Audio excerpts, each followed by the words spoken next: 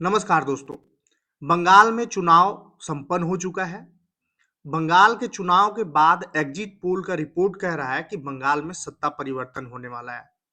सवाल ये उठता है कि क्या बीजेपी ध्रुवीकरण का राजनीति बंगाल में भी करने में कामयाब हो गई है? शुरू से मुद्दा रहा है बंगाल में घुसपैठिए आ गए हैं। ममता बनर्जी जो है वो बांग्लादेशियों को जगह दे रही है, पनाह दे रही है और बीजेपी जो है इसको मुद्दा बना करके रखे हुए थे।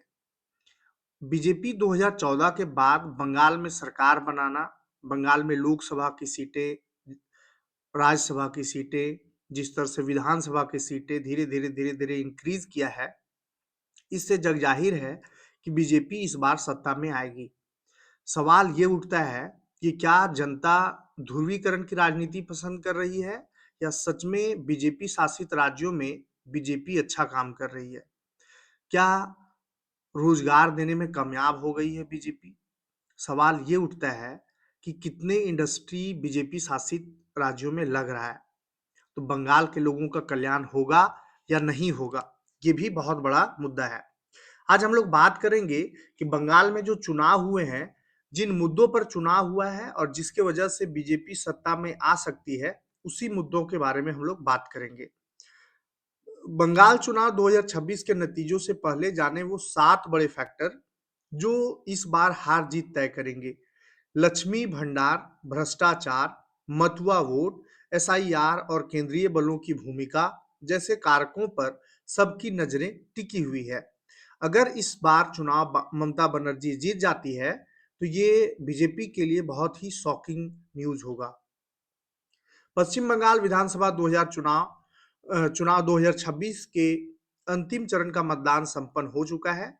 अब सबकी नजरें 4 मई पर टिकी हुई है, जिस दिन मतगणना होगी और चुनाव परिणाम घोषित किए जाएंगे। राजनीतिक गलियारों में इस बात पर बहस तेज हो गई है कि क्या ममता बनर्जी की अपनी सत्ता बचाने में कामयाब होंगी या भारतीय जनता पार्टी इस बार नब्बान पर कब्जा करेगी। राजनीतिक विश्लेषकों के अनुसार इस बार का चुनाव 7 ऐसे प्रमुख कारकों पर निर्भर करता है, फैक्टर पर निर्भर करता है, जो बंगाल की किस्मत तय करेगा। पहला है लक्ष्मी भंडार और महिला वोट बैंक। ममता बनर्जी की लक्ष्मी भंडार योजना इस चुनाव का सबसे बड़ा गेम चेंजर माना जा रहा है। पिछले बार भी विधानसभा चुनाव में महिला वोटर जो है वो एकजुट होकर के ममता बनर्जी को वोट किया था। वैसे ही है ये योजना जैसे झारखंड में मैया योजना है, आपका महाराष्ट्र में भी सरकार चला रही है और मध्य प्रदेश की भी सरकार चला रही है। यानी कि सभी जगह की सरकारें जो है वो महिलाओं को लुभाने के लिए कुछ कैश रकम देती है हर महीना।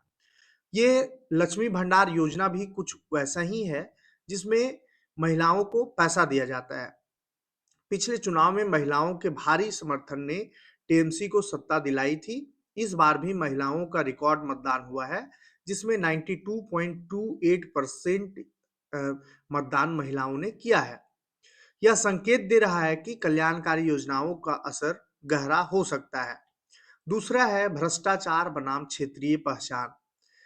करप्शन का आरोप जो है ममता बनर्जी पर लगते रहा है। भाजपा ने भर्ती घोटाला, राशन घोटाला और संदेश खाली जैसे मुद्दों को उठाकर भ्रष्टाचार पर कड़ा हमला किया है। टीएमसी ने बंगाल विरोधी शक्तियों की साजिश और बाहरी बनाम भीतरी का मुद्दा बनाकर क्षेत्रीय पहचान यानी कि बंगाली आइडेंटिटी को ढाल बनाया है। तीसरा है डायमंड हार्बर मॉडल और अभिषेक की राजनीति। अभिषेक बनर्जी के नेतृत्व में टीएमसी ने जिस संगठनात्मक मजबूती के साथ चुनाव लड़ा है, वह चर्चा का विषय है।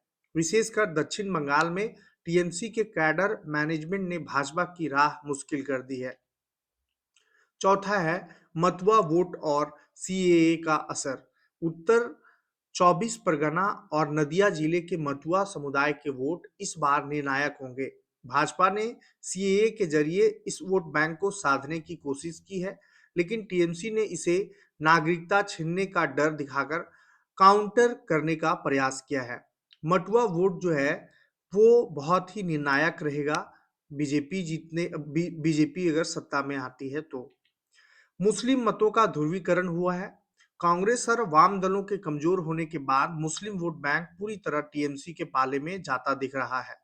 हालांकि कुछ इलाकों में इंडियन सेकुलर फ्रंट आईएसएफ की मौजूदगी ने टीएमसी की चिंता बढ़ाई है, लेकिन बड़ा हिस्सा अभी भी ममता बनर्जी के साथ खड़ा नजर आ रहा है और मुस्लिम वोट बैंक जो है वो ममता बनर्जी के साथ में है। इससे ये जाहिर है कि ममता बनर्जी का वोट बैंक जो है वो अभी छिटका नहीं है।